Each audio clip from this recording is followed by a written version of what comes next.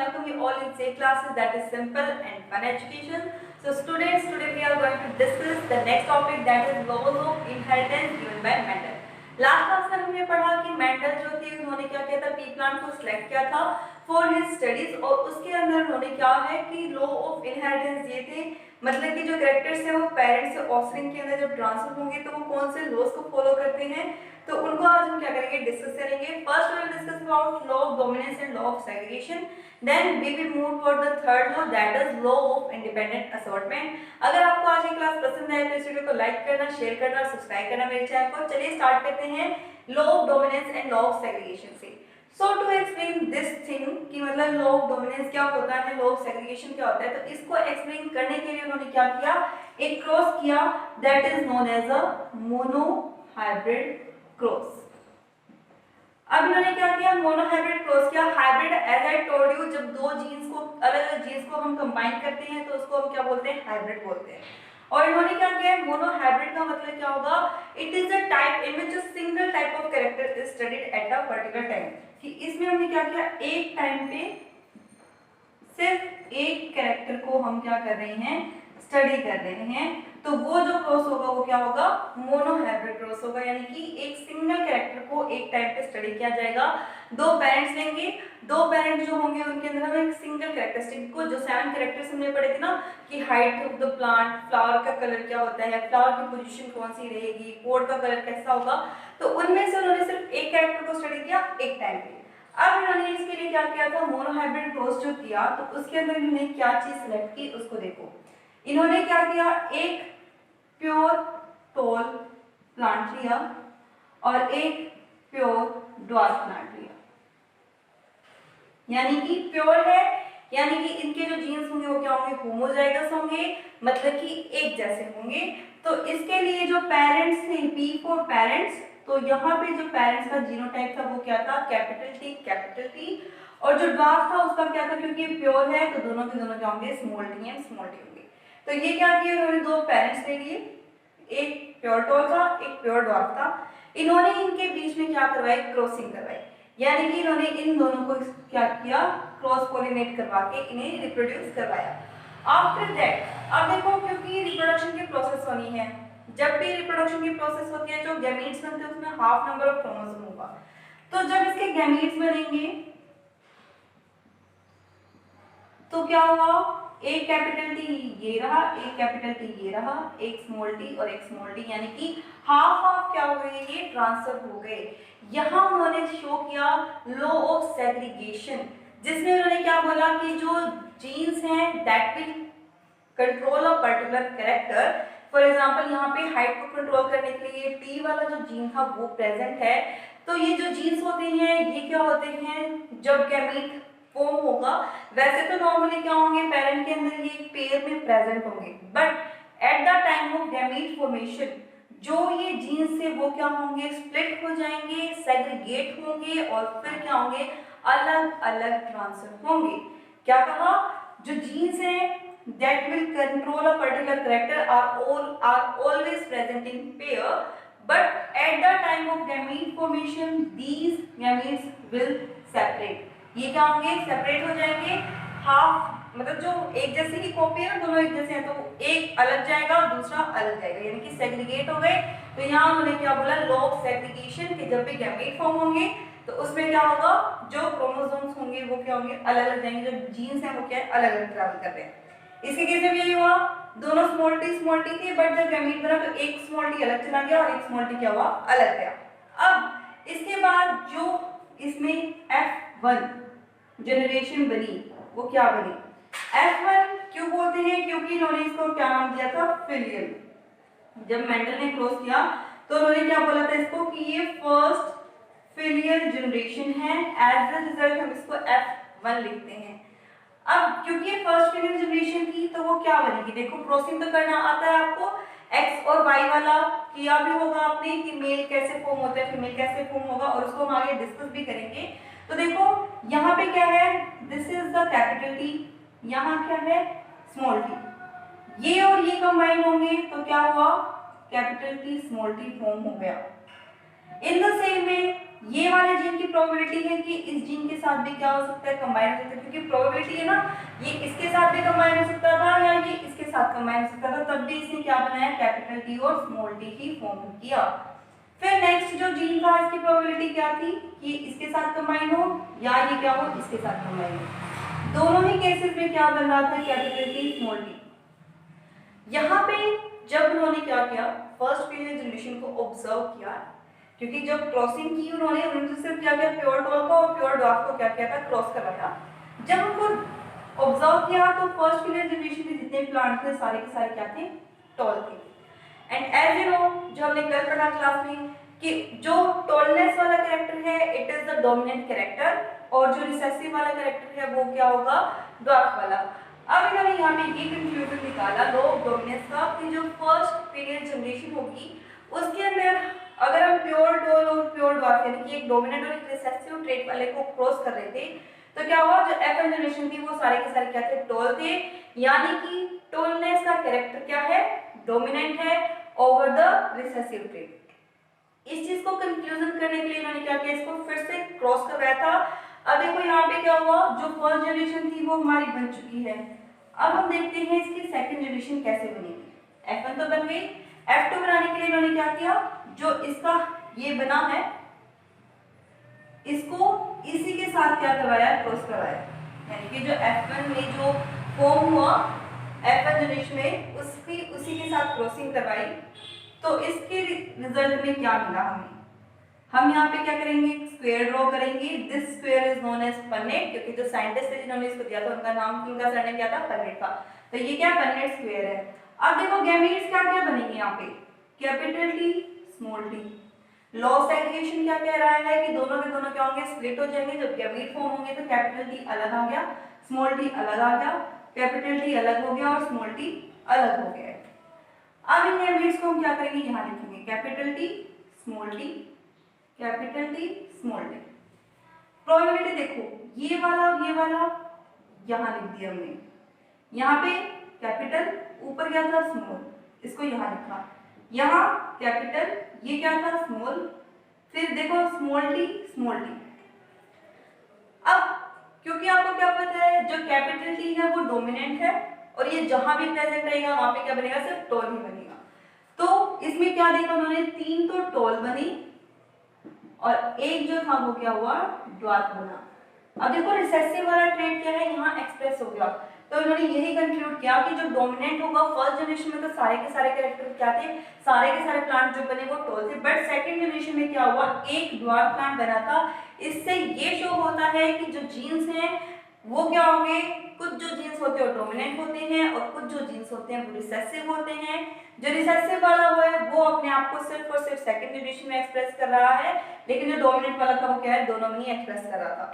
ठीक है, और डोमिनेंट और रिसेसिव की डेफिनेशन हमने लास्ट क्लास में की थी कि जो जीन क्या है अपने आप को एक्सप्रेस करता है होमोजाइगस या हेटेरोजाइगस दोनों कंडीशन में, that one is known as the dominant one. और जो सिर्फ और सिर्फ अपने आप को क्या कर रहा है, होमोजाइगस में ही एक्सप्रेस करेगा, जैसे ही डोमिनेंट वाला प्रेजेंट होगा वो अपने आप को एक्सप्रेस नहीं करेगा, वो क्या होगा, रिसेसिव वाला रहेगा। तो अब देखो यहाँ पे आपको एक तो रेशियो लर्न रखना है। ये क्या है इसका, फेनोटिपिक। फेनोटिपिक का मतलब क्या होगा, फेनोटिपिक रेशियो मतलब कि उसके फिजिकल कैरेक्टर की बात कर रहा है, उसकी हाइट कैसी है, जो भी आप पर्टिकुलर कैरेक्टर स्टडी कर रहे थे। जैसे यहाँ पे हाइट क्या, लेट्स सपोज हम यहाँ पे फ्लावर का कलर स्टडी कर रहे होते हैं या सीड का कलर, सीड की शेप, तो वो क्या होता है, उसका फिनोटाइप होता है। यानी कि जब हम जो रेशियो है वो क्या कर रहा है, फिनोटिपिक कैरेक्टर को स्टडी कर रहा है, फिनोटाइप को बता रहा है कि उसका स्ट्रक्चर कैसा है बॉडी का, तो वो रेशियो क्या होता है उसका फिनोटिपिक। यानी कि देखो 3 टॉल है, एक ड्वार्फ है। बट अगर हम बात करें जीनोटाइप की, यानी उसके अंदर जीन्स किस किस तरीके के हैं, तो वो क्या होगा, उसका जीनोटाइपिक रेशियो होगा। फॉर एग्जांपल यहाँ पे देखो आपको 3 तरीके के जीन्स दिखाई देंगे। एक तो क्या है प्योर टॉल, एक क्या है हाइब्रिड वाला। हाइब्रिड मतलब दो को कंबाइन किया, देखो प्योर टॉल और प्योर डॉल को कंबाइन किया तो ये बना कैपिटल टी और स्मॉल टी बना, और स्मॉल टी स्मॉल टी। तो इसमें रेशियो क्या गया, 1:2:1, यानी कि एक प्योर टॉल है, 2 हाइब्रिड टॉल है और एक क्या है, प्योर ड्वार्फ है। तो ये क्या था, मोनो हाइब्रिड क्लोज, जिसके बेसिस पे उन्होंने 2 laws, law of dominance, law of segregation को क्या किया, एक्सप्लेन किया। Now we will study the second type of cross, that is the dihybrid cross. जो डायहाइब्रिड क्रॉस था वो कैसे किया उन्होंने, और उसके अंदर उन्होंने एक्सप्लेन किया था लॉ ऑफ इंडिपेंडेंट असॉर्टमेंट। तो उसको स्टडी करते हैं। अब उसमें उन्होंने क्या कहा था, इसके लिए अब देखो फर्स्ट आपको पता होना चाहिए कि डायहाइब्रिड जो क्रॉस है उसकी डेफिनेशन क्या होगी। मोनोहाइब्रिड में क्या था, एक कैरेक्टर को स्टडी किया एक टाइम में। डायहाइब्रिड, इसमें डाई आ गया वर्ड, यानी कि इसमें हम क्या करेंगे, टू कैरेक्टर्स को क्या कर रहे हैं, स्टडी कर रहे हैं एक टाइम के अंदर। यानी कि सेम टाइम पे आप स्टडी कर रहे हो कितने कैरेक्टर को, दो कैरेक्टर्स को। वो क्या हो गया, डायहाइब्रिड क्रॉस हो गया है। इसके लिए उन्होंने क्या किया था, पी प्लांट के दो कैरेक्टरिस्टिक्स लिए सीड की, ठीक है, जो सीड थे उसके दो कैरेक्टर लिए। अब सीड जब हमने पढ़ा था तो सीड की शेप और कलर हमने पढ़े थे, उसमें हमने डोमिनेंट और रिसेसिव किया। सीड के अंदर जो डोमिनेंट कैरेक्टर था वो क्या था, शेप में राउंड शेप तो डोमिनेंट थी, और रिंकल जो शेप थी वो क्या थी उसकी, रिसेसिव थी। कलर ऑफ द सीड में yellow colour of the seed was dominant, and जो green colour of the seed था वो क्या था, उसका रिसेसिव ट्रेट था। अब इन्होंने क्या कहा, डायहाइब्रिड क्रॉस किया, जिसके लिए उन्होंने जो सीड का कैरेक्टर था उसको लिया था round and yellow seed and wrinkle and yellow seed, wrinkle and green seed को लिया और इसको क्या किया, क्रॉस करवा दिया। क्या करवाया इसको, क्रॉस। अब क्योंकि हमें क्रॉसिंग करनी है तो इसके जीन्स लिखने पड़ेंगे, इसका genotype, this is the phenotype, क्योंकि इसके क्या है, ये फिजिकल अपीयरेंस को बता रहा है। अब हम क्या लिखेंगे, इसका जीनोटाइप। तो उसके लिए क्या लिखा, हमेशा जब भी आप कैपिटल लेटर लिख रहे हैं दैट मींस कि आप डोमिनेंट कैरेक्टर को शो कर रहे हैं। तो यहाँ इन्होंने कैपिटल आर लिखा, और येलो के लिए क्या लिखेंगे हम, वाई। अब एक कैरेक्टर को क्या कर रहा था, ये जीन रेगुलेट कर रहा था। ये जीन क्या है, इसकी दो एलीलिक फॉर्म्स हैं, एक जीन की दो एलीलिक फॉर्म्स होती ना, कल डिस्कस किया था। तो अब देखो कैपिटल आर यानी कि आर क्या है, राउंड कलर की ये जीन है, इसकी दो एलीलिक फॉर्म थी यहाँ पे, कैपिटल आर और कैपिटल आर। इसके लिए क्या था, वाई और वाई था। और यहाँ पे क्या हुआ, क्योंकि ये रिसेसिव है तो स्मॉल आर स्मॉल वाई। फिर इन्होंने जब फर्स्ट जनरेशन को ऑब्जर्व किया तो इन्होंने क्या देखा, सारे के सारे क्या बने, राउंड एंड येलो फॉर्म हुए थे, ठीक है। और जब इन्होंने सेकंड जनरेशन देखी तो उसमें इन्होंने क्या पाया, चार कॉम्बिनेशंस बने। एक तो राउंड एंड येलो बना, सेकंड राउंड एंड ग्रीन बना, थर्ड रिंकल्ड एंड येलो बना, और फोर्थ क्या बना, रिंकल्ड एंड ग्रीन। जब इन्होंने इसकी F1 जनरेशन देखी तो उसमें तो सारे के सारे राउंड एंड येलो थे, यानी कि डोमिनेंट कैरेक्टर को शो किए। बट F2 जनरेशन में इससे पहले जब हमने क्या कहा था, सिर्फ एक कैरेक्टर को स्टडी किया तो आपने क्या ऑब्जर्व किया, 3:1 रेशियो आया, यानी कि 3 तो टोल है, एक क्या है, जो है ड्वार्फ है। तो सिर्फ दो ही कैरेक्टर हुए थे, कोई थर्ड या फोर्थ कैरेक्टर बना ही नहीं। बट यहाँ पे क्या हुआ, दो नई चीजें बनी। हमने सिर्फ राउंड एंड येलो लिया था और रिंकल एंड ग्रीन लिया था, बट उन्होंने क्या ऑब्जर्व किया कि दो नए कॉम्बिनेशंस क्या हैं बन के आए F2 जनरेशन के अंदर। इसके बेसिस पे इन्होंने जो लॉ ऑफ इंडिपेंडेंट असॉर्टमेंट था उसको एक्सप्लेन किया। ही सेड दैट जो कैरेक्टर्स हैं, जो भी जीन्स डिफरेंट कैरेक्टर्स को क्या करेंगे, रेगुलेट करेंगे, they will transfer at the time of gamete formation independent to the other gene present for the other character। यानी कि एक जो कैरेक्टर है और ये दूसरा कैरेक्टर है, दो कैरेक्टर को क्या कर रहे थे, दो जीन्स रेगुलेट कर रहे थे। For example R and Y, ठीक है, ये क्या होंगे, यहाँ पे प्रेजेंट रहेंगे उस सेम पर्सन या सेम जो प्लांट था उसके अंदर। बट जब गैमीट्स क्या होंगे, फॉर्म होंगे, तो ये वाला जो जीन है उसको इस जीन से कोई फर्क नहीं पड़ रहा, ये आ रहा है नहीं आ रहा उससे इसको कोई मतलब नहीं है, ये सिर्फ अपने आप को ट्रांसफर करेगा। इन द सेम वे जो ये वाला जीन होगा इसको इसकी प्रेजेंस और एब्सेंस से कोई फर्क नहीं पड़ रहा, ये क्या होगा, अपने आप इंडिविजुअली ट्रांसफर होगा। यानी कि जब भी एक जीन क्या हो रहा है, ट्रांसफर हो रहा है गैमीट फॉर्मेशन के टाइम पे, तो it will not depend on the other gene for its transmission. समझ आया, एक जीन और दो जीन, दो अलग अलग जीन्स हैं, दो अलग अलग कैरेक्टर को क्या कर रहे थे, ये रेगुलेट कर रहे थे। बट जब गैमीट फॉर्म होगा एट द टाइम ये वाला अपने आप को अलग से ट्रांसफर कर रहा है, ये वाला अलग से ट्रांसफर होगा, ये एक दूसरे के ऊपर डिपेंडेंट नहीं होंगे। ठीक है। अगर डिपेंडेंट होते तो ये चीज फॉर्म ही नहीं होती। यहाँ पे देखो अलग कॉम्बिनेशन मिला, राउंड वाला है और ग्रीन वाला है। क्या ग्रीन वाला रिंकल के ऊपर डिपेंडेंट था? नहीं, ग्रीन वाले को कोई फर्क नहीं पड़ रहा रिंकल वाला आया है कैरेक्टर या राउंड वाला आया है, वो अपने आप को एक्सप्रेस कर रहा है अगर उसका जीन वहां प्रेजेंट होगा तो।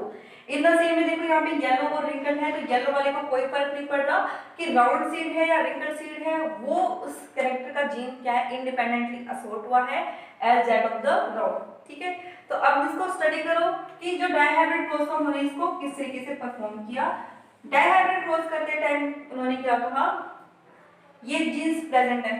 अब देखो हमने क्या कहा कि जो सेग्रीगेशन है यानी कि इन दोनों में से सिर्फ एक ट्रांसफर होगा और इन दोनों में से सिर्फ एक ट्रांसफर होगा। लॉ ऑफ सेग्रीगेशन तो यही कह रहा था ना, इसमें से एक, इसमें से एक, और इसमें से भी एक कैरेक्टर, इसमें से भी एक कैरेक्टर, तो ये क्या हो गया, इसके गैमेट्स बन गए। अब जब F1 जनरेशन बनेगी तो क्या होगा, ये सारे के सारे क्या कंबाइन हो गए, capital R small r capital Y small y, यही कॉम्बिनेशन बना ना। हालांकि देखो आप ये भी कहोगे कि मैम ये भी तो आ रहा था, ये भी तो आ रहे थे, आए तो होंगे ही, बट जब आप सबको कंबाइन करोगे जैसे हमने फर्स्ट केस में किया था कैपिटल टी स्मॉल टी, तो सारा का सारा रिजल्ट क्या था F1 में कैपिटल टी और स्मॉल टी का था। इन द सेम वे यहाँ पे आप इन सबको अलग अलग कंबाइन करके देखना, हर बार यही रिजल्ट आएगा, capital R small r capital Y small y, यानी कि जो सीड बना है वो क्या बन गया हमारा, capital R for round and capital Y है तो येलो, और क्योंकि डोमिनेंट कैरेक्टर प्रेजेंट है तो जो ये रिसेसिव वाले होंगे वो अपने आप को एक्सप्रेस नहीं करेंगे एट दिस स्टेज।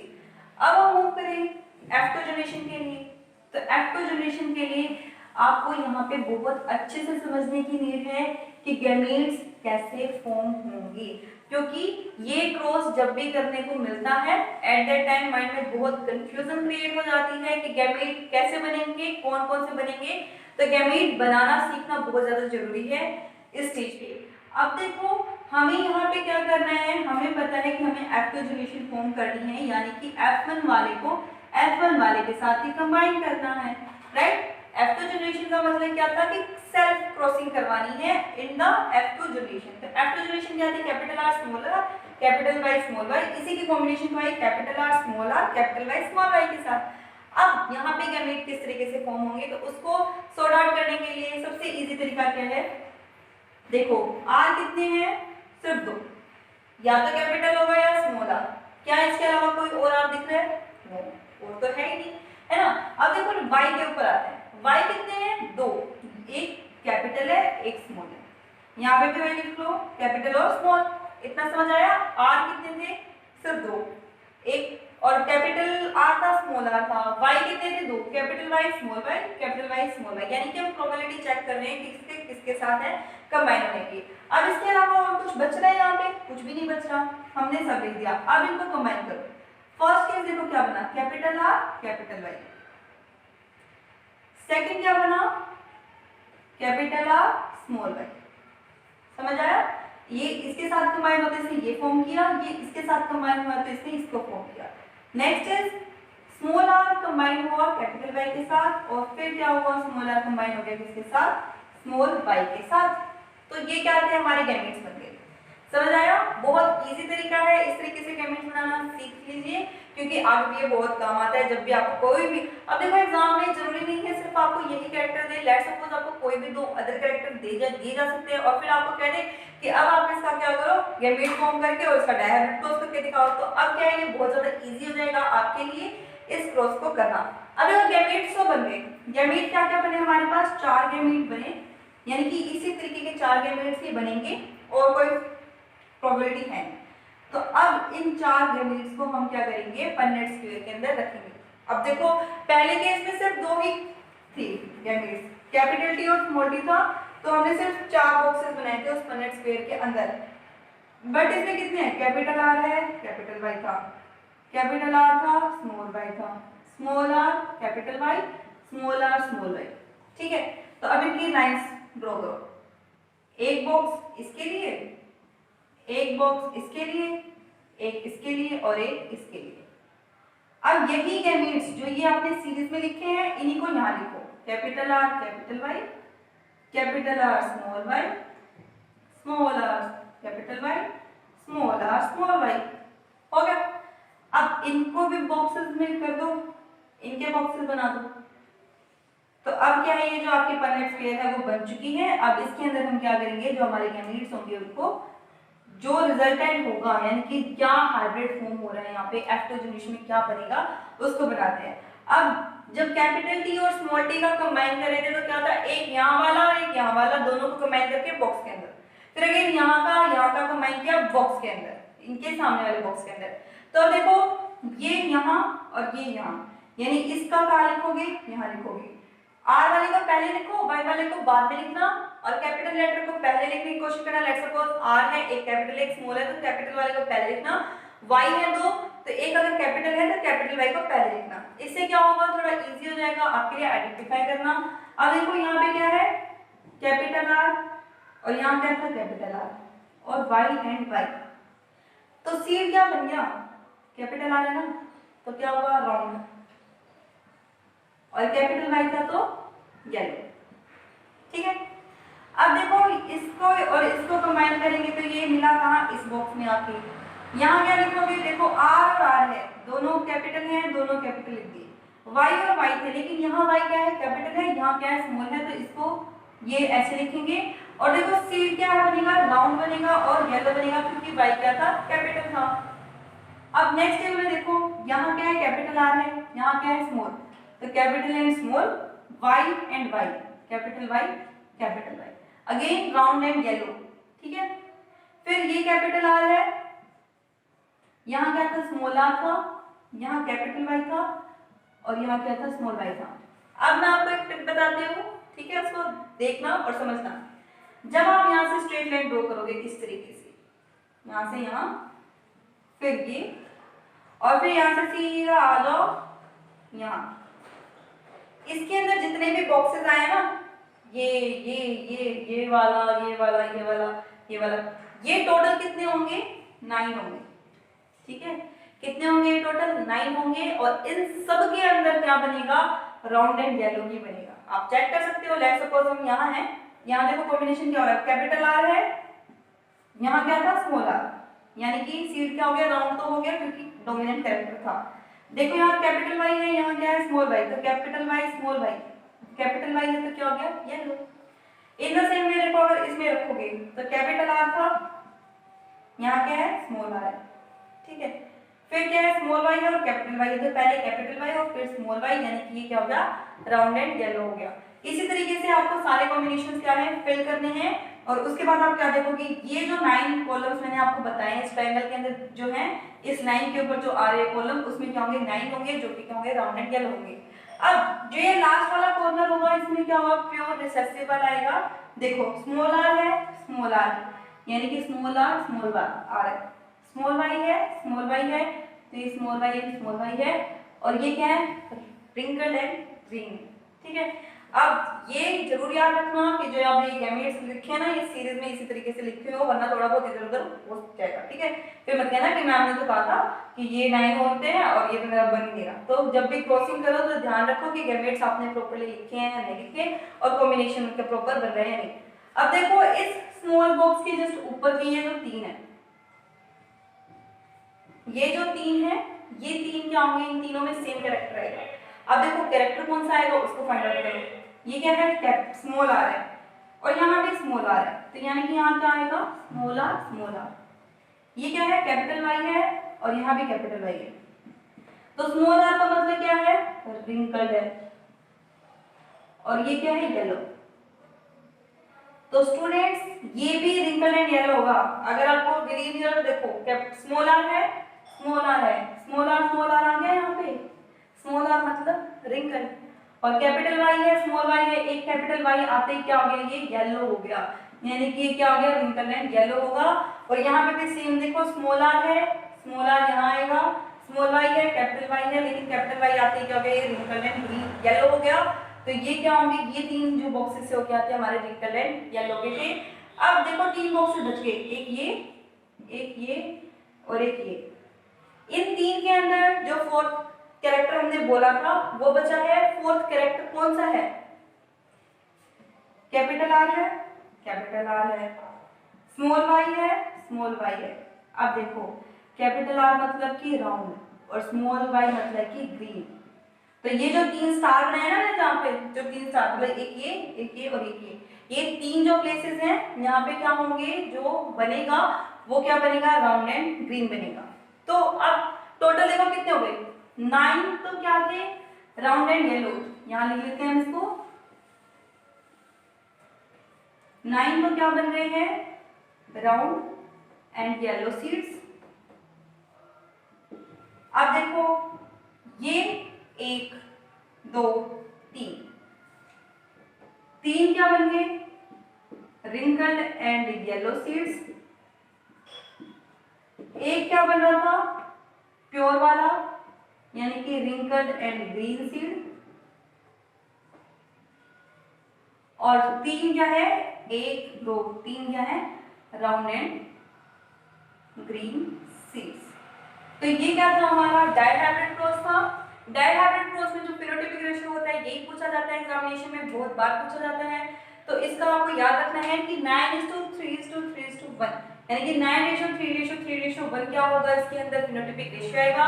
9 जो होंगे वो राउंड एंड येलो होंगे, जो कि ये मैंने आपको बताया इस ट्रायंगल के अंदर जो आ रहा है ये। फिर 3 क्या होंगे, राउंड एंड ग्रीन होंगे यानी कि 1 2 3। और फिर 3 क्या है, रिंकल एंड येलो है 1 2 एंड 3। एंड लास्ट या एक रिंकल एंड ग्रीन होगा जो कि यहाँ प्रेजेंट है।